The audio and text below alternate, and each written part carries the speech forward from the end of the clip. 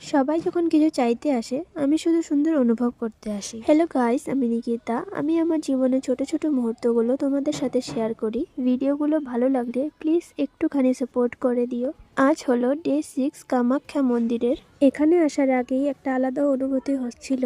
আমি স্বপ্নেও ভাবতে পারিনি যে জীবনও কামাখ্যা মন্দিরে যেতে পারবো। সবই মায়ের দয়া, না হলে টাকার জোরে তো এখানে যাওয়া যাবে না।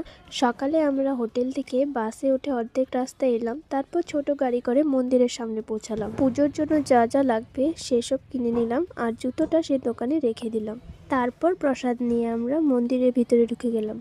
অনেক জায়গায় ভিডিও করা হয়নি, কারণ সেই মুহূর্তটা আমি শুধু মন দিয়ে পূজা আর অনুভব করতে চেয়েছিলাম। মন্দিরের আশেপাশের পশু পাখিগুলো অদ্ভুত সুন্দর লাগছিল। মনে হচ্ছিল সবকিছুতেই একটা শান্তি আর আলাদা ভাইব আছে। হয়তো এটাকেই বলে ভাগ্য ভালো থাকা। এই ছোট ছোট মুহূর্তগুলোই আমার কাছে সবচেয়ে স্পেশাল। আচ্ছা, তাহলে আজকে ভিডিওটা এতটুকুই থাক। দেখা হবে পরের ভিডিওতে। পাশে থেকেও লাইক কমেন্ট করো। টাটা।